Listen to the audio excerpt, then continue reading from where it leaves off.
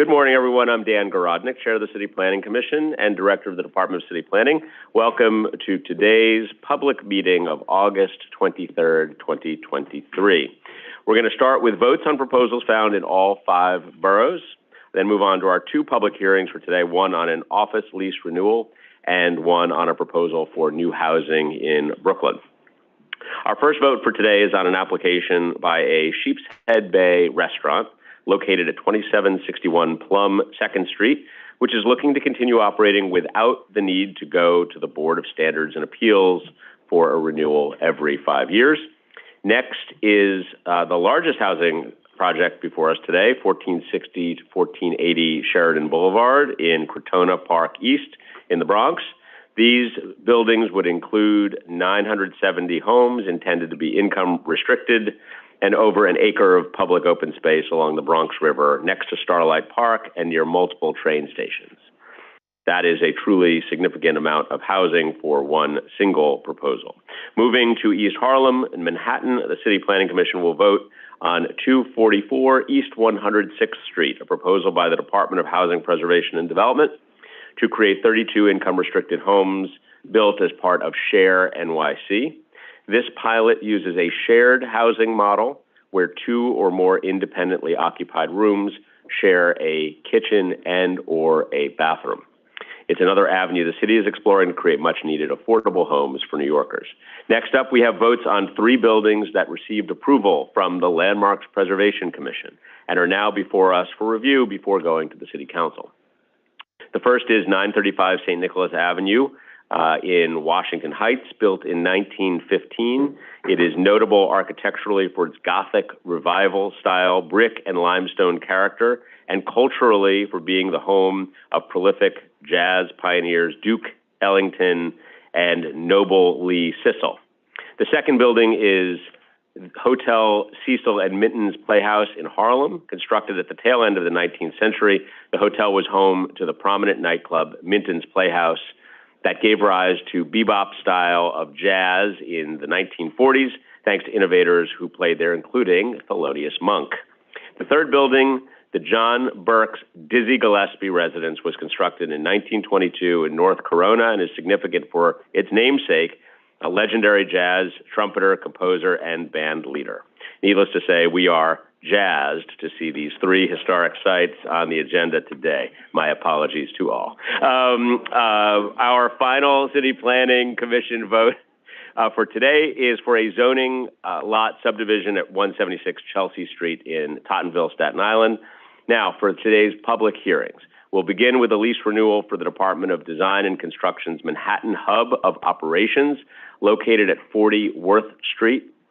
In the financial district, their office accommodates 35 full-time employees and visitors. If approved, their lease at this site would be extended to 2044. Finally, the public is invited to testify on a proposal for over 40 homes, nearly a dozen of them income restricted, with ground floor retail at 534 Coney Island Avenue. Located in Kensington, Brooklyn, the building would be close to 2 bus stops, the Beverly Road Q subway stop, and Prospect Park. So, with that by way of introduction, Madam Secretary, I will ask you to go ahead and begin the meeting. Good morning. This is the City Planning Commission public meeting held remotely through the NYC Engage portal and in person in the CPC Hearing Room 120 Broadway, Lower Concourse. Today is Wednesday, August 23rd, 2023. I will now call the roll. Chair Garodnick. Here. Vice Chair Knuckles. Here. Commissioner Benjamin. Present. Commissioner Bozarg is absent. Commissioner Cerullo. Here. Commissioner Crowell. Present. Commissioner Doak, I believe we have on Zoom. Here. Present. Commissioner Gold. Here. Commissioner Goodrich. Here. Commissioner Kermani. Commissioner Marin. Here. Commissioner Osorio. Here. Commissioner Ramprashad. Here. A quorum is present. The first item is the approval of the minutes of the public meeting of Wednesday, August 9th, 2023. Great. On the minutes, I make a motion to approve those minutes of August 9th, 2023. It's been seconded by the Vice Chairman. All those in favor, please say aye. Aye. Opposed, nay. Okay, minutes are approved. The next part of the calendar is the report section on page 4. Borough Brooklyn, calendar number 1, 2761 Plum 2nd Street rezoning, CD 15, C 200101 ZMK, and the matter of an application for a zoning map amendment concerning 2761 Plum 2nd Street rezoning. For a favorable report on calendar number 1, Chair Garodnick. Thank you. Aye. Vice Chair Knuckles. Yes. Commissioner Benjamin. Yes. Commissioner Cerullo. Yes. Commissioner Crowell. Yes. Commissioner Dueck. Yes. Commissioner Gold. Yes. Commissioner Goodridge. Yes. Commissioner Madden. Before I make my vote, I just want to say I really support this application. I was a little bit concerned about the height and shadows. I see that there is some accommodations for natural resources. Oh, excuse me. I'm sorry. Yes. Thank you. I'm jumping the gun here in anxiety. No longer concerned about the height? No longer concerned about the height. Yes.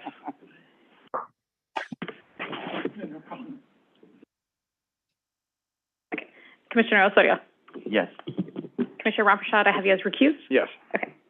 A favorable report has been adopted on calendar number 1. For the Bronx, calendar numbers 2 and 3, 1460, 1480 Sheridan Boulevard. CD9, calendar number 2, C230291ZMX, calendar number 3, and 230292ZRX. And the matter of applications for zoning map and zoning text amendments concerning 1460, 1480 Sheridan Boulevard. For favorable reports on calendar numbers 2 and 3, Chair Garodnick. Aye. Vice Chair Knuckles. Yes.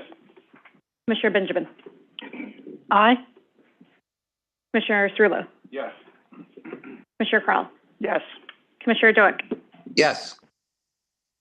Commissioner Gold. Yes. Commissioner Goodridge. I'm going to make a statement. So I'm always happy to see 100% affordable housing, and that's why I've always voted yes on them. Today will be different. I think, as you all know, I've had a very huge problem with the affordable housing units not actually being affordable. Whenever I meet people and I tell them that I'm a commissioner, the first thing that they want to talk about is Housing Connect. And then the second thing they often say is that affordable housing is a scam. I asked them why, and what they say is true. They say if you have $2,500 studios, if you have affordable housing where the income starts at $80,000, then if I am, a home health aide, I'm not going to be able to afford it. And that's the majority of my clients. The majority of my clients cannot afford a lot of the affordable housing. As you know, I work as a tenants' rights attorney with folks getting evicted. And I think that affordable housing should be accessible for low-income people. I think that if we're in the midst of a homeless crisis, that we should definitely have as many affordable housing where the income and the actual rent is low enough for low-income people to meet. In this case, in the Bronx, what I'm most concerned about is that 40% of these units start at a minimum income of $80,000. And then the rent is $2,100, which is a lot. Even if you make six figures, $2,100 for a studio is a lot. And so in my opinion, I think the applicant I'm strongly urging the applicant to reconsider including more deeply affordable housing. I also think that we should also reassess and reconsider when we're voting and passing these projects about the impact in these areas, because this is 1,000 units, which obviously has the impact to change an entire neighborhood and the makeup. So I'm voting no, because for me, affordable housing should actually mean affordable housing. And I want to see less people that I'm meeting in the street say affordable housing is a scam, and for me to be able to combat that and have a real answer as opposed to staying quiet, because in essence, it's true if we're passing $2,100 studios in the Bronx. Commissioner Madden. Oh, so thank you, and apologies on the first item. Before I run to my vote, I just wanted to make a few comments, one of which was, I was concerned about height, and the reason for concern was what it would do to the natural resources and the shadows it would cast across the river and across the park. And I see that there has been some mitigation here to make sure that there are measures to ameliorate some of those concerns. The open space, I know we're going to be addressing at a later application. And of course, the stormwater runoff, which also remains a concern onto the river, has here its explanation of how that's going to be mitigated and addressed. I do remain concerned about the design. I know that's not part of our purview, but I think this is a chance to build a superior building, specifically since the pathways to Sheridan have changed and the view corridors are even more obvious, specifically coming in from Hunts Point. And this building is going to make a statement from all angles, from the Cross Bronx, from the Bronx River. You're going to see this. So I really encourage the applicant to take a look at its design and maybe enhance it a bit. With that, I will say my vote is yes. Commissioner Osorio. I very much agree with Commissioner Goodrich, and I also concur with some of the questions that Commissioner Marin has raised throughout this conversation. I believe that everybody deserves affordable housing, but as noted in the racial equity report, this area requires deeper affordability to reflect the socioeconomic conditions of this particular community. I also want to thank the department for acknowledging the complexity of the environmental impact on the Bronx River and helping us interpret the responses from the applicant. That has been extremely useful. But ultimately, no mitigation actions fully address the impact of a development of this scale if the people who fought to recover this waterfront are displaced by gentrification. So today I vote for deeper affordability. It's a conditional no recommending an increase in the number of income-restricted units to better reflect the area's median household income and the needs of extremely and very low-income groups. Commissioner Ramprashad. Yes. Favorable reports have been adopted on calendar numbers 2 and 3. Borough of Manhattan, calendar numbers 4 and 5, 244 East 106th Street, Share NYC. CD 11, calendar number 4, C230285 PQM. Calendar number 5, C230286 PPM. And the matter of applications for acquisition and disposition of city-owned property concerning 244 East 106th Street, Share NYC.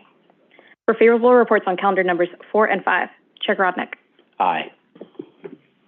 Vice Chair Knuckles. Yes. Commissioner Benjamin. Aye. Commissioner Cerullo. Yes.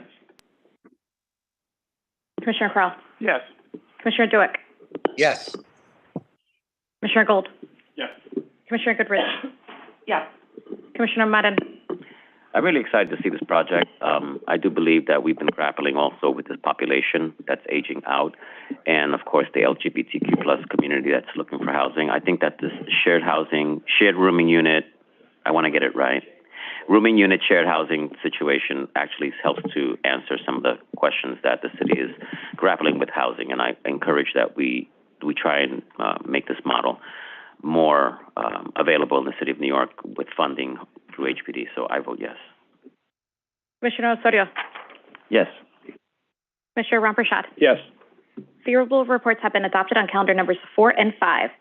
Borough of Manhattan, calendar number 6, 935 St. Nicholas Avenue Building, CD 12, N240022 HIM, and the matter of a communication from the Landmarks Preservation Commission regarding a landmark designation concerning the 935 St. Nicholas Avenue Building.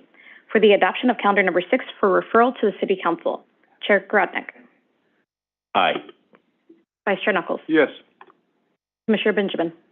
Aye. Commissioner Cerullo. Yes. Commissioner Crowell. Yes. Commissioner Dueck. Yes. Commissioner Gold. Yes. Commissioner Goodrich. Yes. Commissioner Madden. Yes. Commissioner Osorio. Yes. Commissioner Ramprashad. Yes. Calendar number 6 has been adopted. Borough of Manhattan, calendar number 7, Hotel Cecil and Minton's Playhouse, CD 10, N240020 HIM, and the matter of a communication from the Landmarks Preservation Commission regarding a landmark designation concerning the Hotel Cecil and Minton's Playhouse. For adoption of calendar number 7 for referral to the City Council, Chair Grodnick. Aye. Vice Chair Knuckles. Yes. Commissioner Benjamin. Aye. Commissioner Cerullo. Yes. Commissioner Crowell. Yes. Commissioner Dueck. Aye. Commissioner Gold. Yes. Commissioner Goodrich. Yes. Commissioner Madden. Yes. Commissioner Osorio. Yes. Commissioner Ramprashad. Yes. Calendar number 7 has been adopted.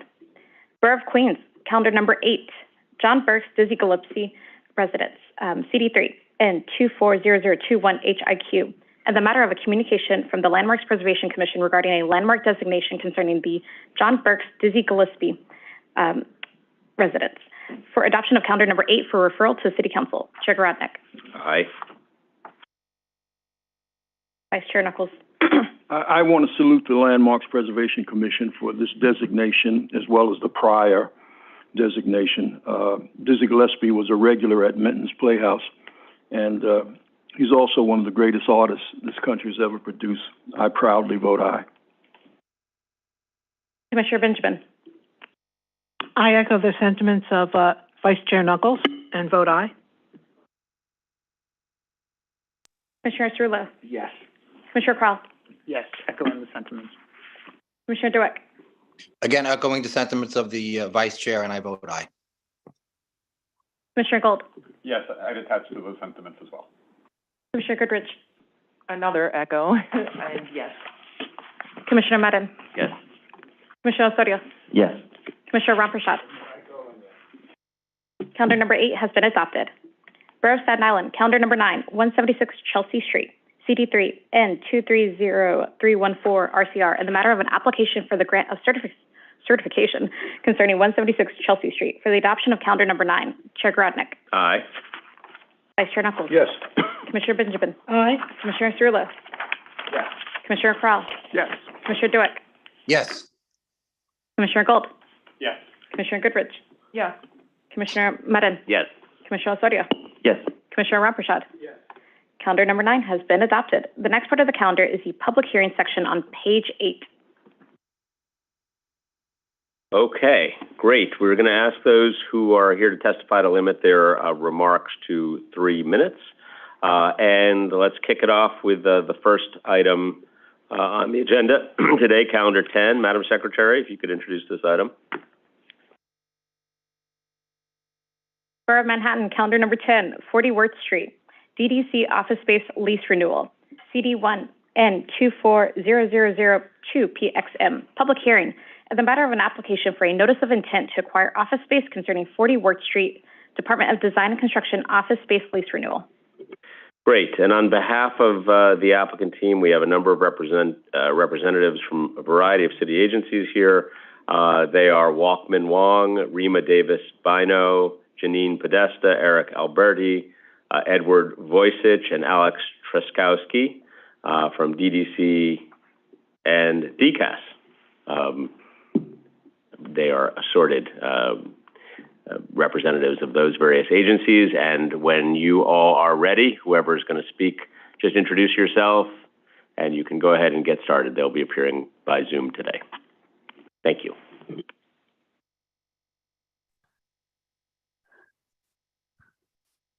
Good morning. Can you hear me? We can. Okay, great. Okay, hello. My name is Rima Davis Bino. I'm the Director of Operations at the New York City Department of Design and Construction. Next slide, please. Okay, DDC is the City of New York's construction manager. We provide design and construction services on public work projects for over 20 other city agencies. Our work includes water main replacement, sewer upgrades, constructing public buildings from libraries to fire stations, and much, much more. We have hundreds of active projects happening across the city. Our total portfolio of public works is currently valued at $30 billion. Next slide, please. DDC has had office space in 40 Worth Street since 1998. These premises are currently leased from June 3rd, 2015 for a term of 10 years and will be ready for renewal as of December 31st, 2024. The 40 Worth Street office is primarily used by DDC's infrastructure division, though we do maintain swing space for other divisions, including our public buildings group, when workforce needs arise. The infrastructure division includes about 25 professionals working from the office full-time on projects including roadway reconstruction, water mains, sewer upgrades, and plaza installations. Currently, this group is managing a complex program of 30+ projects valued at $400 million. Also, within this office are another 10 professionals managing the citywide, including Manhattan, pedestrian safety program. This program is responsible for replacing 116,000 pedestrian ramps valued at $2 billion citywide, as mandated by the Americans with Disabilities Act. The staff at 40 Worth are performing necessary agency work, including reviews of large printed format shop drawings, processing of contracted payments, and holding required project meetings. Next slide, please. Having a Manhattan office improves the agency's ability to improve public infrastructure for the City of New York. Among other benefits, the office provides easier access to Manhattan projects. When our staff members are slowed down by travel time to and from Queens or impeded by the need to work out of cars or construction trailers, this in turn can affect the logistics and schedules of public projects. DDC's portfolio is growing every year, and we continue to be constrained by many issues, including staffing concerns. Therefore, access to appropriate office space is essential to the agency and our work. Next slide, please. This Manhattan office provides agency staff with the resources that they need to deliver infrastructure projects. The space includes several offices, an open area with approximately 22 workstations and approximately 16 flex workstations, a staff pantry, a copy and plotter station, network room, storage area, waiting area, and 2 conference rooms. One of the conference rooms can accommodate up to 35 people, and it is technically equipped to host meetings with DDC contractors. Additionally, the office is ADA accessible and centrally located within Lower Manhattan. Next slide. DDC hopes to continue working from this office in order to serve the residents of this city. Next slide. Okay. Thank you for your time. Okay, great. Thank you very much. Let me see if there are questions for you about the office space question here. Commissioner Osorio. Thank you, Chair. Thank you very much for the presentation. I just have a quick question. Although the building is located outside of the existing floodplain, the projections show that it may be impacted in the near term given to sea level rise, and I'm wondering if you can share what are the building plans to accommodate or to adapt to potential flooding? I have my assistant commissioner. Yes, hi. There we go. Yeah, hi. Good morning. Yeah, we're located on the 8th floor there. I'm not sure if DCAS would have to answer that question for you about flooding at this particular building. Eric, I think, is from DCAS. He might be able to assist with that question.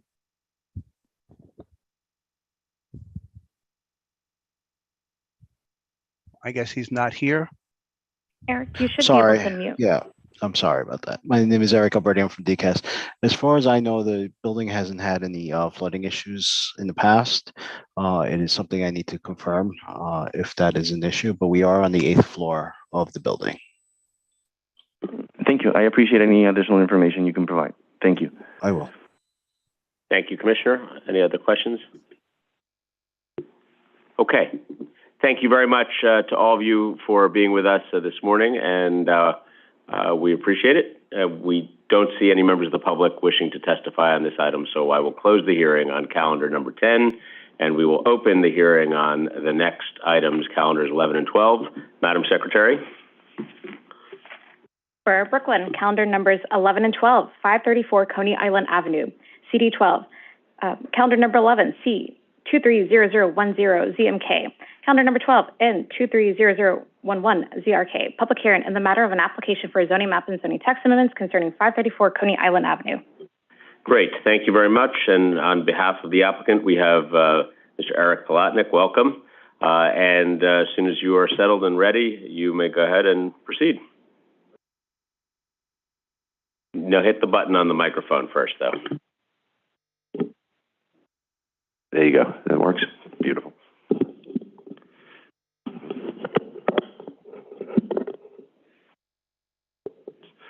Might want to have them. This is a little loose for the next people that come. I can make it. Hello. How is everybody? I hope you're having a good summer. Is that okay? Yeah, it wiggles around a little bit. It doesn't stay in the spot. Hello. Thank you. I'll be quick. I hope you're having a nice summer. It's nice to see everybody as we're winding down. We're here today. I'm here to present to you a rezoning of 534 Coney Island Avenue from a C82 zoning district to an R7X if it should be approved with a C23 overlay. It's in the Ocean Parkway subdistrict. If it was to be approved, the building that you see in front of you would be constructed. I'll just call out, because there'll be some testimony, I'm sure, and there's been discussion about the height of the building.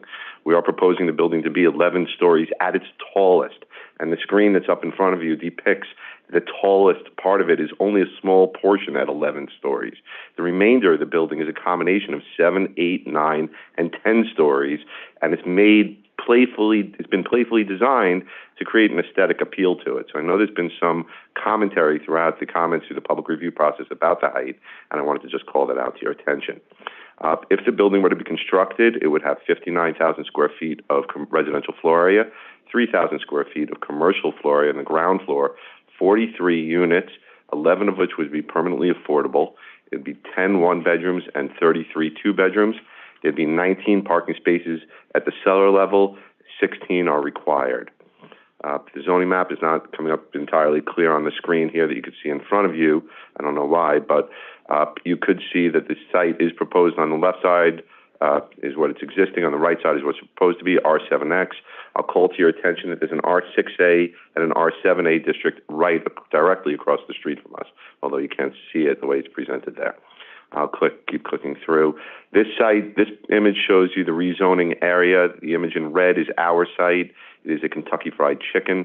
To the left of us is a Shell Automotive Service Station that is not controlled by the applicant. They are both in the rezoning area. And that shows you the scenario. On the right side of us, you can see is public school. It's about 6 stories tall, and I'll give you the height to that. And in the lower right corner, you can see some newer residential buildings that have been constructed in the R6A across the street. This you've seen already. This you've seen already.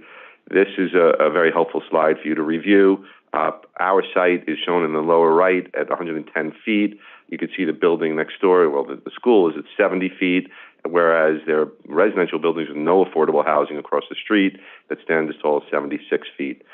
As you move down Coney Island Avenue towards Manhattan, in the Manhattan direction, you can see buildings rise to 95 feet and 122 feet. You've seen this. I'll stop here. This is very telling for the affordable housing and its lack of creation in Community Board 12, which Borough President Reynoso spoke to in his report. There has not been that many MIH units built. Only 53 have been built in the district to date. We're proposing to have 12, so we're going to make an impact on it, although not overcome it.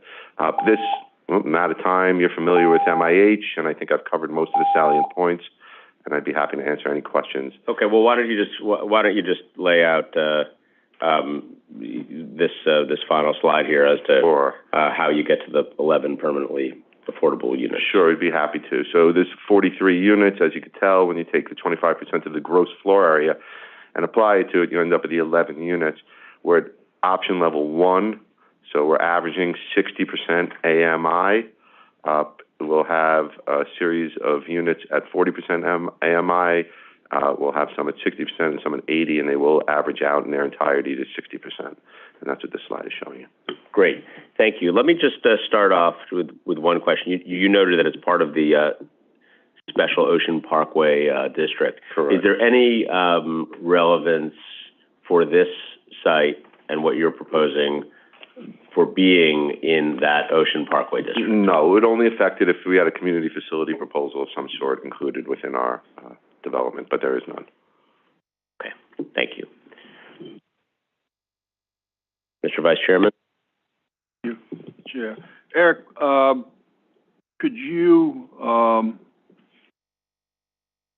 explain if the reduction to 70 feet, which I believe is what the community board wanted, what would that mean?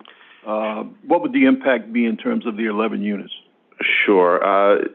There would be a total of 15 units lost in the entire development, and it would be a loss of 4 to 5 permanently affordable units.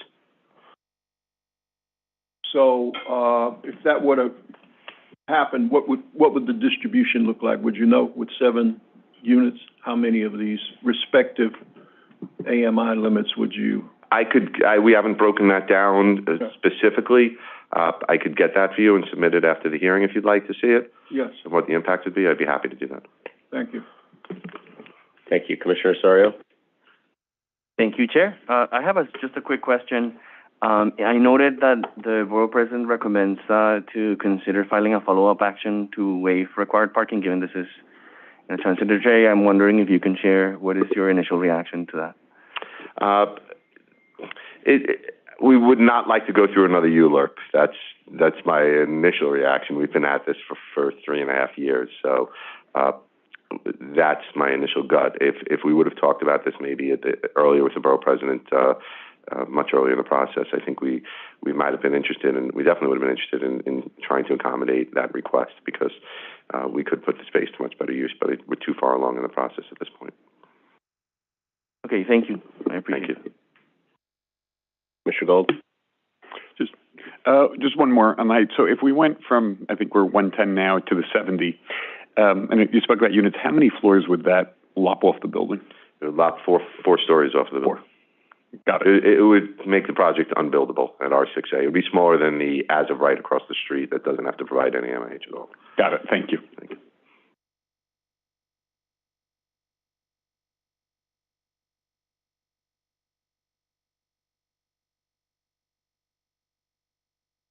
Okay, great. Thank you very much, Mr. Plotnick. We appreciate it. We're going to now go to members of the public who each have 3 minutes. Some are in the room, some are on Zoom. We're going to start with Stuart Morales. Mr. Morales, whenever you are ready, come on and join us. We're glad you're here. Thank you. Thank you. Good morning. Get myself settled so I can see. And I just have to press that button. And you guys can hear me, right? All right, so let me begin. I'd like to propose, good morning, everyone. Thank you, commissioners, for hearing my testimony. My name is Stuart Morales from Kensington. I live across the street from this development.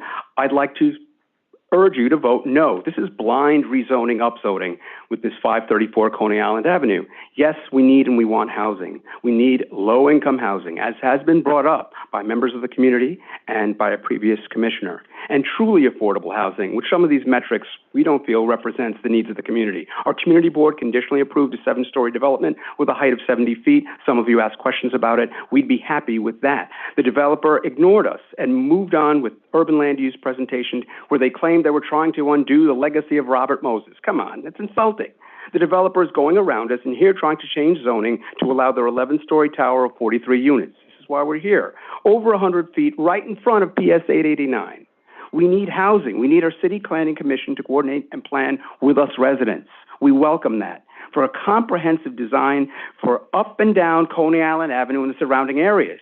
Our community is being hammered right now with a runaway train of gentrification, developments that 534 is a part of, with 435 Coney Island Avenue at 8 stories, 86 feet, 131 units, 57 Caton Place with 9 stories, 95 feet, 131 units, and 11 Ocean Parkway, which has been renamed One Park Point, which is really 312 Coney Island Avenue with 13 stories, 145 feet, and 375 new units.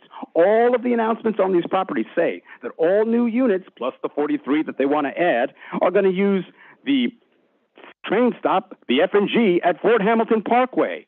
The current infrastructure can't support this. We're not thinking comprehensively, and that's what we need to do in our community planning.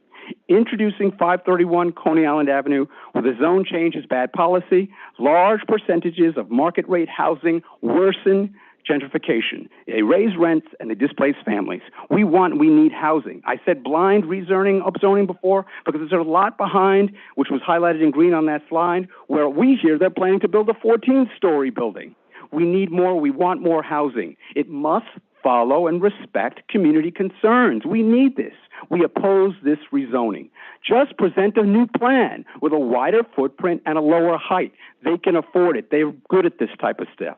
City planning is about planning and not about rubber stamping every request. Let's plan together with the community because we want and we need better, affordable, and low-income housing. Thank you and good morning. Morales. Morales, before you sit, Commissioner Osorio has a question for you. Thank you, Chair. Thank you very much for your testimony and taking the time to share your thoughts with us. I'm wondering if you can expand a little bit on the interactions that you've had or the discussions that you have with the applicant. What can you describe to us what's been the community outreach and a little bit more about what those recommendations specifically have been and what's been their response? The information that I was given was that the community board approved a certain level. Now, it wasn't a unanimous community board height, but we wanted to accommodate the building of new housing. Now, the setting up of these meetings and the urban land review process is difficult to navigate for working-class New Yorkers. I find out about these meetings the night before, and I scramble to make accommodations to attend, which of course I've done today. So there's been discussion amongst residents of the community that have generated emails and posted notices and spoken to each other. We went to the urban land review meeting recently and made testimony there. So there is conversation in the community, and we're trying to be accommodating because we need to have accommodation. But we see all the development at Macchiati Circle and elsewhere, and it's having a negative impact upon us. And we just think that we need to have more of a comprehensive plan up and down Coney Island Avenue. So if we just keep green lighting, we have a hodgepodge of developments that aren't working together for the benefit of the residents. There's a housing crisis going on. You know that. None of this development is helping those people. It's making matters worse for all of them. All of these buildings are going to need employees and deliveristas and babysitters. They're all going to have to commute long distances because the neighborhood's becoming so unaffordable. Thank you. Specifically, I'm wondering if you can share anything with us in terms of what's been the general response to your recommendations from the general response to the neighbors I've spoken to, and I come from a building on East 8th Street with 30 units, and we're pretty much unanimous that we want to see a development there. We welcome it. It just needs to be lower. It's casting a drastic shadow all over the neighborhood, in front of the school building, in front of my building, in front of others. And you might think, oh, there's just people complaining about it. No, we want housing.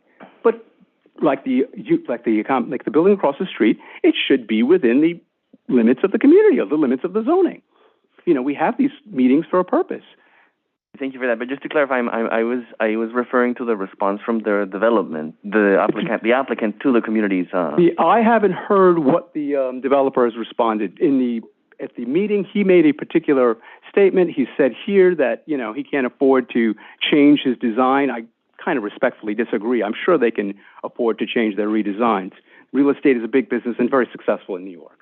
So, you know, yeah, we want to hear further from them. We haven't heard a further proposal. We've seen some posters saying that it's affordable housing and you have to join us. And there have been some email links to join websites or to try to support. But I've tried to sign up. I haven't heard anything back. We've tried to engage back, is what I'm saying. Thank you for your testimony. Thank you for your question. Thank you again. Thank you again. All right. Next up is on Zoom, we have Mohammed Razvi, to be followed by Elizabeth Denny's on Zoom. Mr. Razvi, when you're ready. Great. Whenever you're set, you can proceed.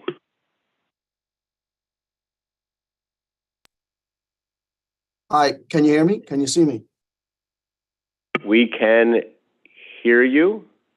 And you can see me? Okay, wonderful. And let me see if we can see you. Give me a moment.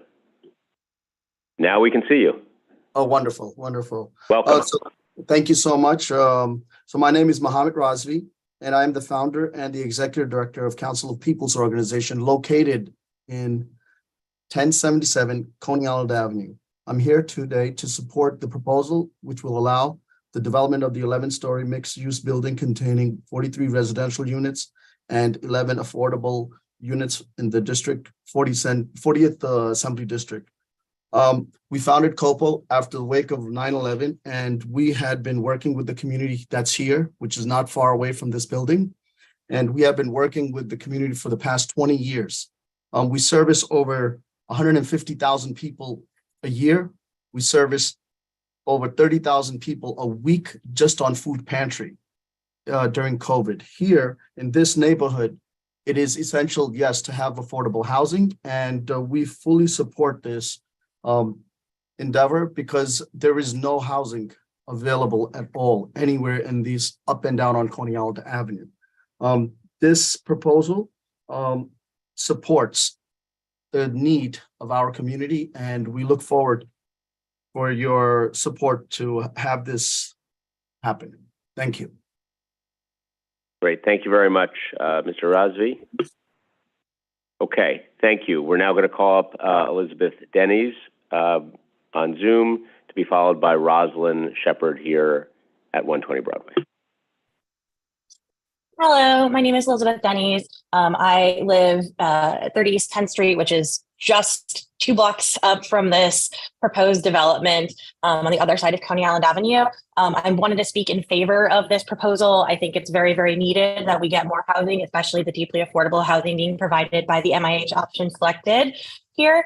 I've heard from numerous residents and neighbors that it's been very, very difficult to find more affordable housing in the area or just new housing in the area. And this is supported by the data in Community Board 14 just across the street. We've been losing units that are in the most affordable brackets, and we've also been losing units that have been for families. I know this is in Community Board 12 across the way. I don't have the specific data for that immediately, but from talking to numerous neighbors in the area, many people have had the same experience where they're struggling to find less expensive units to move into as their rents get raised, and they're especially struggling to find family-oriented units. I really want to call out that this proposal in particular, in those 11 deeply affordable homes that are being proposed, I believe there are 9 that are 2 bedrooms, which is perfect for a small family.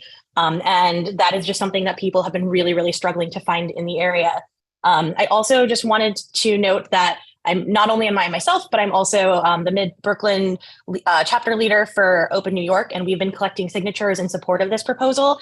And we have over 125 people who've been writing in saying that they really would like to have this proposal be accepted because they also feel the dire need for additional housing on Coney Island Avenue. I also just wanted to note, as just kind of a brief aside, that it's very odd that there's only allowed to be housing on one side of Coney Island Avenue. And it would be really wonderful if there could someday be a corridor-wide rezoning that would look at this holistically.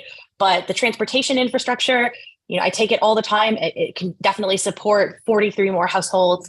And this is a really great place to do it because it will help the people who are struggling in the area to have more housing options.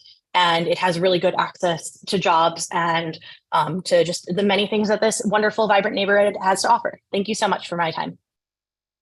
Great. Thank you very much for your testimony and for being with us today. Okay, moving on, we have Ms. Shepard here in the room. Welcome. Whenever you are ready. Thanks. Hi. Hello, everyone. Good morning. I am the community outreach strategist for this project. And I've gone into the community, just as boots on the ground and met people and spoken to people. And I'm here to represent, United Businesses for 534. And we also have residents who are also in support of this program. One of the things that I had never been to that block or that area before coming to the project. And what I found to be very noteworthy was there were more businesses on that strip than there were any, housing. And from what I understand from the businesses there, that there's a dire need for housing along that additional housing on Coney Island. And they're not that concerned about what the market rate is or what the price is because they themselves want to live closer. Some people have said that. So a lot of, and they're, for people who can afford it, they want to have that there. They're excited about the families that are coming in and what the project could bring to the community. It's, and just being boots on the ground, I found that I see it from different perspectives. And I think that's very important, and that's what we're doing with the project, to really entertain all perspectives and just to see what the best decision is for the project in that area. And so far, overwhelmingly, I'm getting a lot of people. I have letters here who are in support of it. And so if I could just read some of is that okay? Or how many would you like me to read? Well, you have 1 minute and 5 seconds, so as many as you can get in that time, you are welcome. All right. I'm going to, I'll read one. Okay. Okay, this is from a business, City Tools. And he put it there as a resident too. He says, my name, and then put City Tools. I am a resident near the 534 Coney Island Avenue project in Brooklyn, New York. I am always looking for projects that will bring truly affordable options to our community and enhance our neighborhood with positive community benefits. That's why I'm writing this letter in support of the proposed 534 Coney Island Avenue project. The proposal aims to replace an existing KFC drive-through and create at least 43 new market rate units along with 11 affordable units.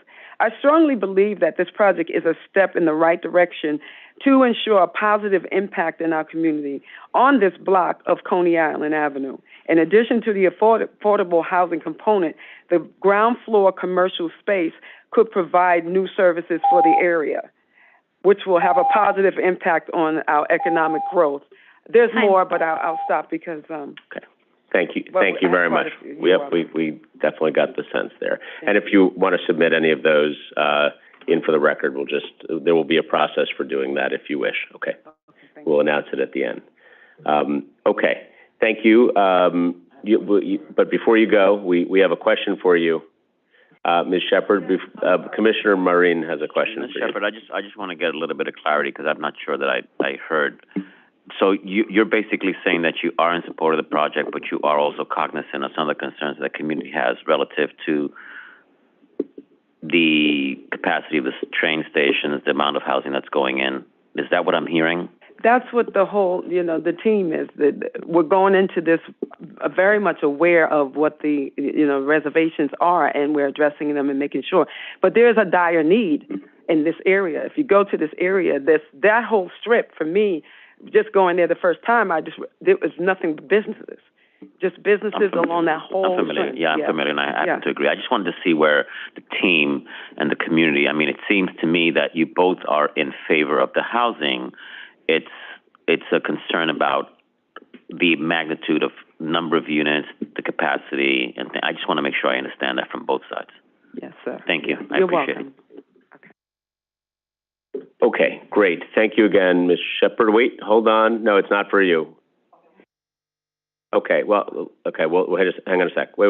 Well, let's do that. Let's go through the people who signed up, and then if Mr. Plotnick's willing to come up at the end to answer a few more questions, that's also good. But next we have James Lola, to be followed by Steve Cohen. So, Mr. Lola. Thank you for referencing CB. But come on up to the microphone, please. CB 12, there has been no community outreach. Okay, we can start our clock. I'm right there. Welcome. Thank you. There is a housing shortage, and it must be addressed. It should not be addressed in an ad hoc way, but in a careful and comprehensive manner, respecting our neighborhoods and the guidelines that are in place for good reasons. This proposal does not do that. Community Board 12, representing the stakeholders of our community, my community, recommended the rezoning be approved only for buildings of no more than 70 feet tall.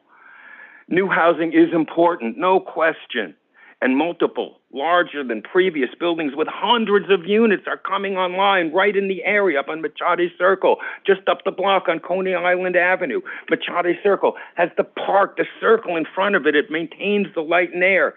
7, 8 stories just up the road, hundreds of units. Tall towers that are currently proposed for rezoning will have a negative impact on the light and air components of our community.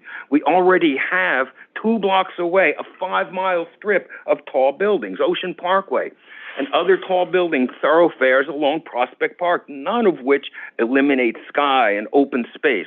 We shouldn't have yet another strip of tall buildings shoved willy-nilly on us, sacrificing our light and air. As a point of reference, on Ocean Parkway, the distance from curb to curb, 180 feet. Building facade to building facade, 275 feet. Coney Island Avenue, on the other hand, the distance from curb to curb, 70 feet. Facade to facade, 100 feet. If you laid any of the tall buildings on OP, on its front, you'd still have plenty of room. You couldn't even lay this building across the street without hitting another building. Never mind that our communities will not have the necessary infrastructure to support big density up and down, transportation, schools, sewer lines, sanitation, traffic, emergency services. More will be overwhelmed. Maybe not with this 1 or 2 buildings, And make no mistake, there is a plan for a 14-story. To be clear, I, along with CB12, support new housing. We favor environmentally responsible development, which respects the historic scale and fabric of our neighborhood. This is not a NIMBY against new people coming in. We welcome new people. We're concerned with the potential violation of what we all moved here for, a diverse community-minded, neighborly neighborhood with small buildings, with sky, with open space, not a steel and cement canyon. We're not the downtown business district, Midtown. We don't have broad medians, not facing a park. We're pleading with you. Please follow the recommendations of Community Board 12. Support rezoning only to a maximum of 70 feet. This is the City Planning Commission. Let there be a plan, not an ad hoc spot rezoning. Plan for buildings to be kept a respectful 7 stories maximum. We do not blindly oppose progress. We do oppose blind progress. This is blind to the community. Thank you. Thank you very much. You have a question from Commissioner Gold? Just one question. When we talk about the 70 feet, what's the magic of that? I understand there are some on that side of the street that are 70 feet. On the other side, it sounds like, and maybe you could help educate us, because I know Coney Island Avenue is a wide thoroughfare. 70 feet is what the community board recommended. It represents basically 7 stories, which is our 7 should be. That's what we have. I mean, we have a 6-story building school. I think the largest not including Ocean Parkway, which is a different animal. Like I said, you could lay any of those buildings on their front and not come anywhere near across the street.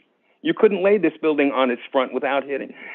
70 feet is the community board's recommendation. But 7 stories. Is there anything to it beyond? I understand it's the community board's recommendation. I understand there are some other 70 feet buildings, but is there any data, any research the community board perhaps could present to show us how did they get to 70 feet? I guess I'm just missing that. I do not know how they arrived at that. Okay.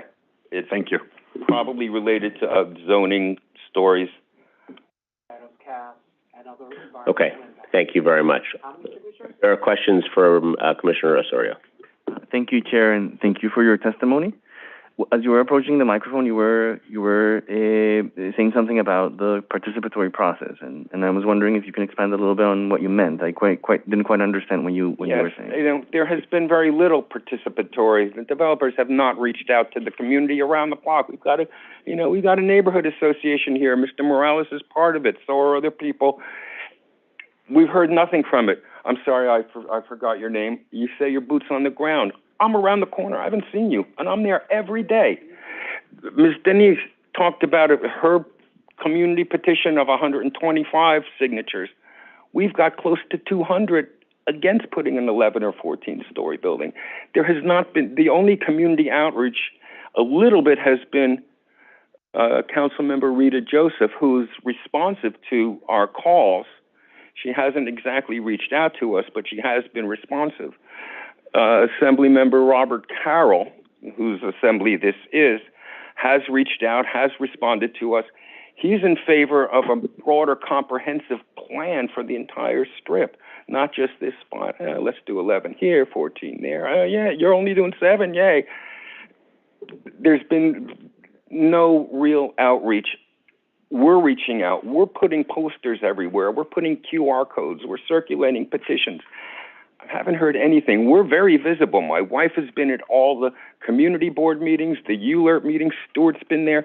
Nobody's approached us afterwards. But in those meetings, there's been opportunities to interact with the applicant and answer questions or discuss your concerns? We're there. Sorry, even right here, if he wants to come talk to us afterwards, I'm here. Yes, there's opportunities. They're not taking advantage of them. Thank you. Anyone else? Anyone else? Okay, no one else. Thank you very much. We appreciate your being here with us. Next up is Steve Cohen. Mr. Cohen, welcome.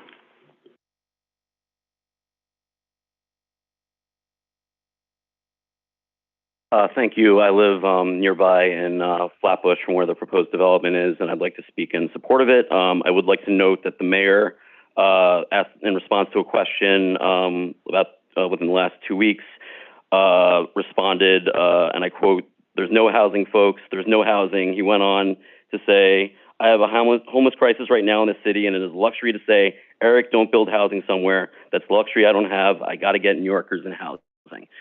This is Coney Island Avenue. The whole stretch is ripe for housing development. It's why, as has been mentioned, there are multiple projects going up, multiple tall projects going up. It's a stretch that's filled with, this is a fast food restaurant, gas stations, tire shops, car washes.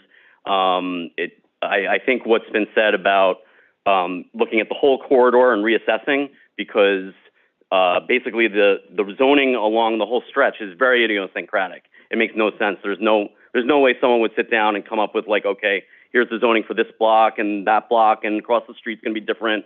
So I think this is an opportunity to sit down and say, okay, how do we envision the future of Coney Island Avenue? And we can look at 4th Avenue and Gowanus and Park Slope as a model for a stretch, although it was wider, similar types of shops along that stretch, which became rezoned and accommodated a lot of housing. This is a very great area to raise a family, the border of Kensington and Ditmas Park. This is an issue that's close to me, having moved into the area in new development 13 years ago. I'm raising my family. It's a wonderful place. I have my wife and 3 kids. My brother-in-law moved to Kensington, lives closer to the project than I do, his family and 2 kids. There's just so many amenities, so many great shops along Cortelyou and Church that I'm sure if those business owners would ask, they'd love the idea of lots of people coming in and using going to their restaurants or going to their shops. And it's also, the transit is great. There's the express bus, there's B49, there's multiple subway lines. So it's a great area for residential development. We should be maximizing that, in my opinion. And again, I think if we sat down and the folks that are smarter than me looked at it, at Coney Island Avenue and what the potential is, maybe we wouldn't need to have a rezoning meeting anyway, because what the developer wanted to do might be within the proper zoning along Coney Island Avenue anyway. Thank you. Thank you very much, Mr. Cohen. Before you go, we have a question for you from Commissioner Goodrich. Yes. Quick question. In your assessment and opinion, what would the developer need to do to make this project perfect? I mean, I think in terms of perfect would be, it's hard to say what would be perfect because, you bring in the entire community and many different people have many different feelings. Yeah, but just for you, and maybe perfect isn't the best word, but what would the developer need to do for you to want this project? Well, I like the project as it's being proposed. In terms of what would be different, I mean, there was something about like the shadow on the school, but it sounded like it was for a very limited period of time. It sounds You're like for the project. What's that? I'm supporting the project. Sorry. Yeah. Yeah, you're making me have a tough time figuring out what to criticize. No problem. I'm sorry. Okay, I'll ask this question, I guess, for someone. Thank you. Thank you very much. And I will note, first of all, we thank everybody for being with us today. We appreciate your taking the time to come down, those in favor, those against. We really appreciate it. And I'm going to honor the request of Commissioner Benjamin in a moment to bring the applicant back up for a couple of follow-ups from her, perhaps others. I did want to note that on behalf of the department, I have taken note of the comments from both those who are in favor and against this development about a need for a more comprehensive look on Coney Island Avenue and what Mr. Cohen described as idiosyncratic zoning. That is, I think, a fair thought and a fair request and something that we should take a closer look at.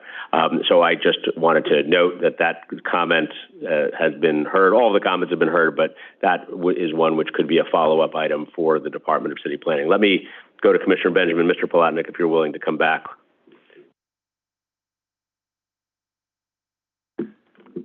Hello, Commissioner.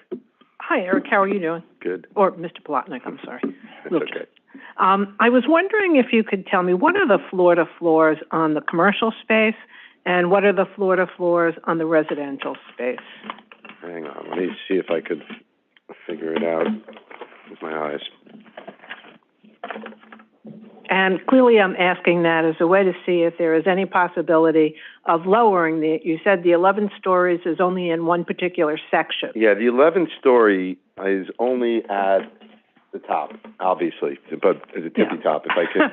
If I can pull the screen back up, maybe it could show. I don't know if I could pull the screen. I don't know which slide. I have to click through. I'm not sure which slide it's at. I will look for the slide number. We'll pull up the presentation. Just give us a moment. All right, great. Let's see if I can click to... Okay. Okay. So he doesn't give me the floor-to-ceiling heights here, the architect. So let me go around to the end of the...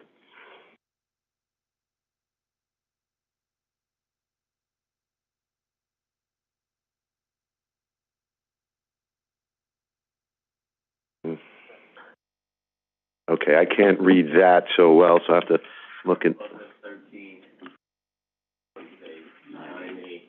Okay. So it looks as if we're fairly close to where we need minimum floor-to-ceiling height, Commissioner. But we did talk about this internally, and I'll go to the one of the renderings, and I think that'll help you in the discussion. So this image shows you, obviously, the building with all of its peculiar setbacks and so forth. It's just really been designed to create a tasteful building. I have spoken to the architect and said, well, what if it's not as tasteful? What if it's boxier? And he said he could look at it to see if there's a way he might be able to take some height off of the top and reallocate the floor area, the floor below or so. There are some required setbacks. He said he could take a look at it, and I could explore that for you and come back to you after the next hearing. But we were trying to make a building that was a standout, and I think we've done a pretty good job of it. I've driven up and down Coney Island Avenue my entire life. There is nothing on the block that even remarkably it comes close to resembling the class of a building like this. I missed the gas station, too. Yeah, exactly. So, but in an effort, in looking at it, if there's a way to reduce the height without reducing the floor area significantly, I certainly think that I would be interested in hearing more about that, and I think people who right now seem to be in opposition would not be as opposed if we could find a way to reduce the height, even if it's the height of the commercial, which would allow it to be somewhat lower. Gotcha. I'm not sure what kind of commercial you're looking for. I understand, and we have been talking about that. Your thoughts that you're conveying right now, we've started to have some conversations about. So we will explore it further, and I'll be responding to your comment and Vice Chair's comments as well. And also, if the commercial did not occupy the entire 3,000 and something square feet, but perhaps along the back, there could be some apartments on the first floor.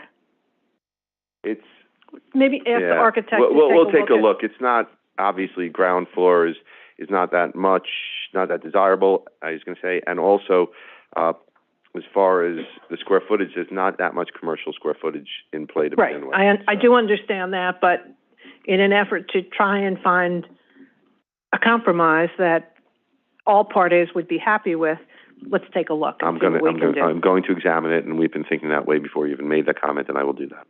Thank you very much. Thank you. Mr. Plotnick, stay put. Commissioner Osorio has a question. Thank you very much, Chair. Thank you for coming back.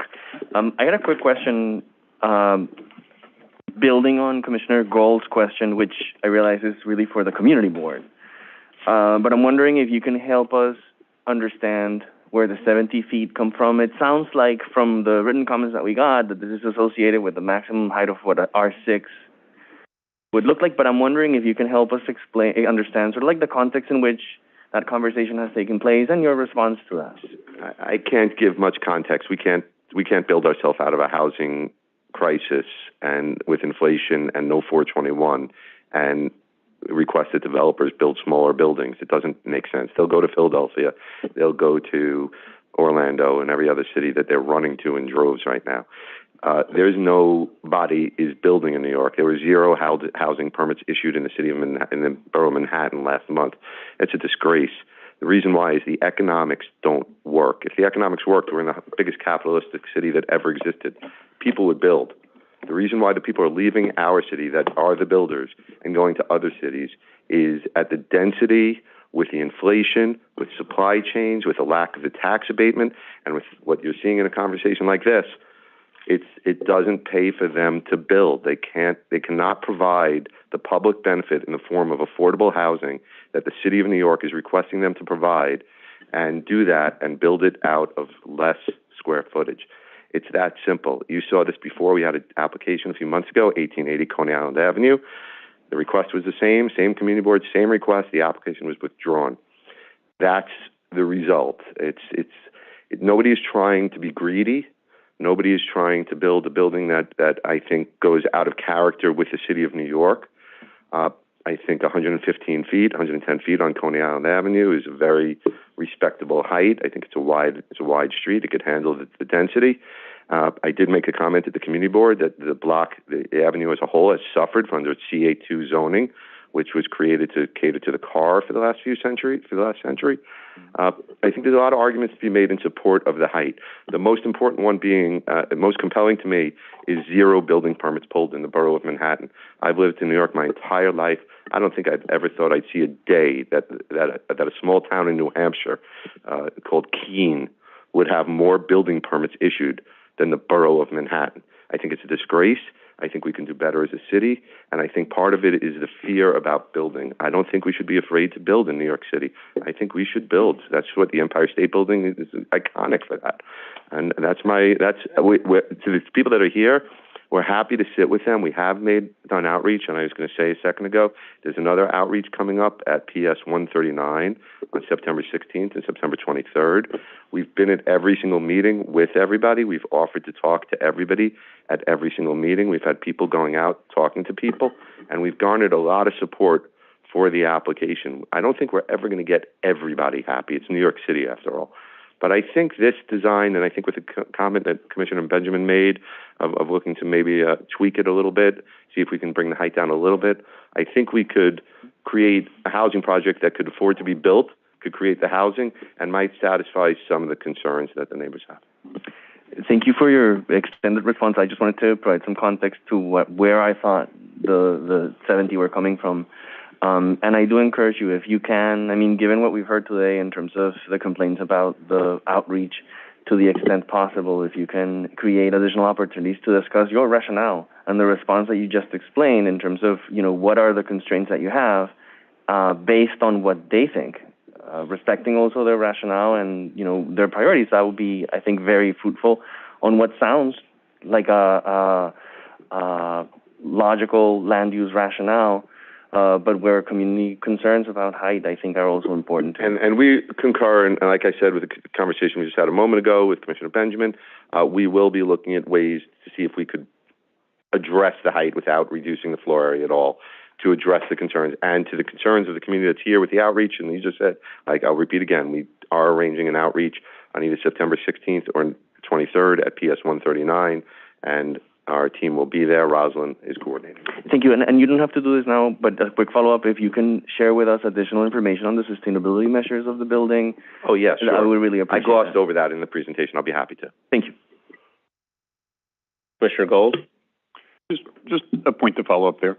So I would echo some of the comments of Commissioner Osorio from the perspective of, clearly it seems that when the borough president looked at this, the borough president came back and said, I'm supportive, but I'd be more supportive if it were 100 feet. And so maybe there is, some bridge, again, without losing some of these units on the MIH to reduce the size, keeping in mind that I think if I remember, Coney Island is about 100 feet, let's say, the street. Question was, you mentioned, though, that on the other side of the street, there's a similar height. Can you talk a little bit about that to the extent that you know? What I was talking about was there's an R6A and an R7A district right across the street, and that's what I was referring to as a support for the R7X.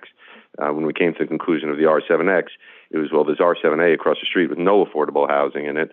This will give a bump up in the floor area and let them create the affordable housing that the R7 is. So it's 95 feet. Okay, I was going to say, has anything been built on the other side of the street that's 95 feet just yet?